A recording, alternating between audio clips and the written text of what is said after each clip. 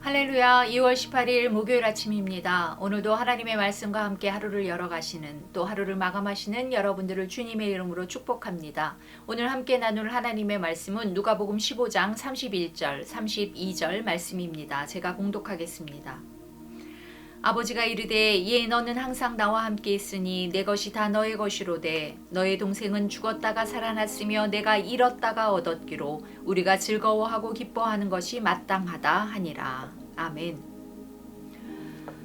오늘 본문은 우리가 너무나 잘 알고 있는 잃어버렸다가 되찾은 둘째 아들의 이야기입니다. 이 이야기는 복음서 중에서 누가복음에만 기록된 말씀으로 잃은 양의 비유, 또 잃은 드라크마의 비유에 뒤이어 나오는 말씀입니다.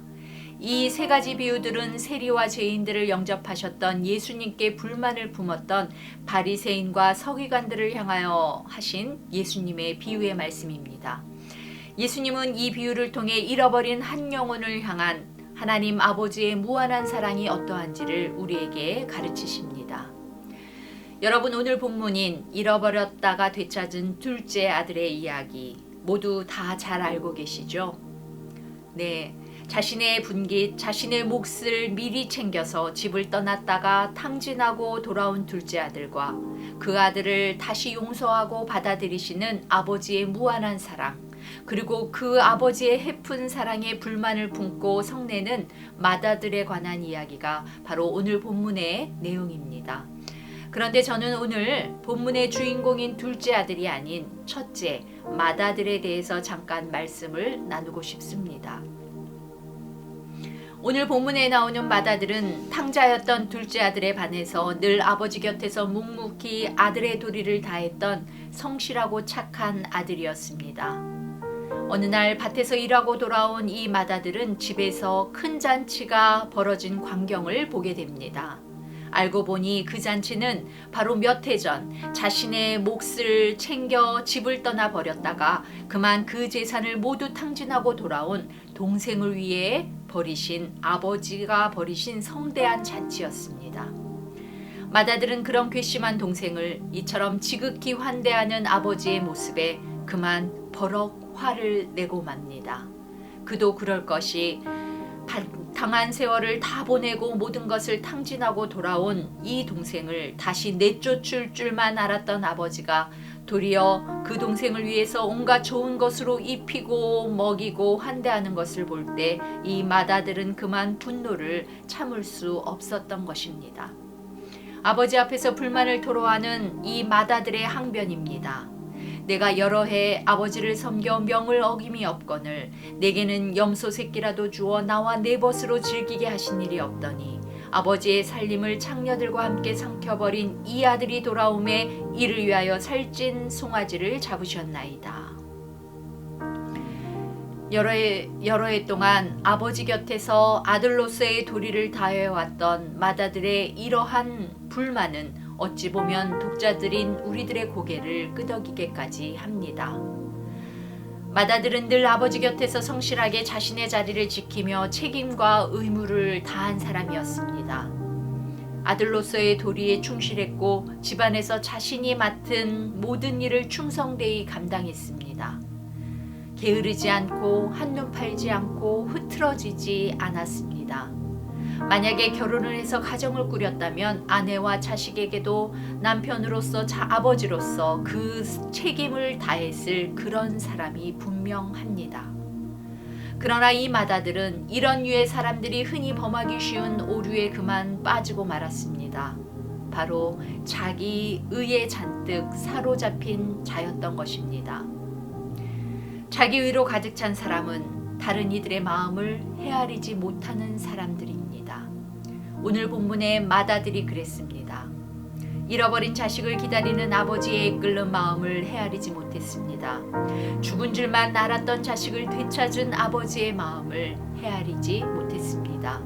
그래서 너의 동생은 죽었다가 살아났으며 내가 잃었다가 얻었기로 우리가 기뻐하는 것이 마땅하다 말하는 이 아버지의 기쁨을 도통 이해할 수 없었던 것입니다. 자기 의로 가득 찬 사람은 은혜를 깨닫지 못하는 사람입니다.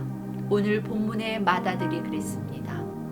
잔뜩 화가 나서 잔치에 들어오지 않고 버티고 있는 큰아들을 어르고 달래는 이 늙은 아비의 간절한 권면을 한번 귀 기울여 들어보십시오. 얘야 큰아들아, 너는 항상 나와 함께 있었으니 이 아비의 것이 다 너의 것이 아니냐. 여기 이 늙은 아비의 간절한 권면에는 큰아들이 미처 깨닫지 못한 아버지의 풍성한 은혜가 담겨져 있습니다. 맞습니다. 아버지가 계신 것만으로도 아들에겐 은혜인 것을 맏아들은 미처 몰랐습니다. 아버지와 함께함으로 아버지의 모든 것을 함께 누릴 수 있었다는 것이 더할 수 없는 은혜인 것을 그 맏아들은 미처 깨닫지 못했습니다. 만약 큰아들이 이 모든 것이 은혜임을 알았더라면, 자신의 모든 삶이 아버지로부터 거저받은 은혜의 삶인 줄 알았더라면 이 맏아들이 그토록 분노할 수 있었을까요? 여러분, 저는 오늘 본문을 묵상하면서 어떻게 보면 오늘 본문은 되찾은 둘째 아들의 이야기이면서 동시에 잃어버린 맏아들의 이야기도 될 수 있다는 생각을 해보았습니다. 왜냐하면 본문의 아버지는 잃어버린 둘째 아들을 다시 찾았지만 어쩌면 또다시 큰아들을 잃어버리는 슬픔과 비애를 겪게 될지도 모르기 때문입니다. 여러분, 우리가 아직도 구원받지 못한 죄인들을 향한 하나님의 이 같은 애끓는 마음을 헤아리지 못한다면 우리는 큰아들이 될 수 있습니다. 지금까지 우리가 살아온 것이 하나님의 전적인 은혜였음을 깨닫지 못한다면 우리는 잃어버린 맏아들이 될 수 있습니다.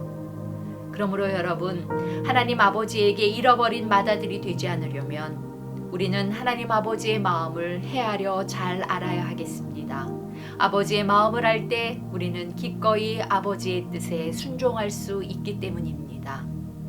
하나님 아버지에게 잃어버린 맏아들이 되지 않으려면 우리는 지금껏 우리가 누린 모든 것이 아버지께서 베푸신 은혜였음을 제대로 깨달아 알아야 하겠습니다. 모든 것이 은혜임을 알 때 우리는 그 은혜 안에서 참으로 행복할 수 있기 때문입니다. 사랑하는 신내교우 여러분, 날마다 하나님께 기꺼이 순종하며 그분의 은혜 안에서 참 행복한 삶을 누리시기를 간절히 소망합니다. 기도하겠습니다.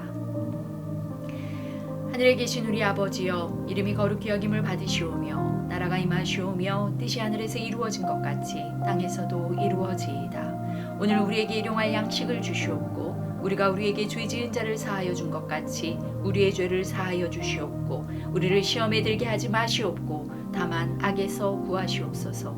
나라와 권세와 영광이 아버지께 영원히 있사옵나이다.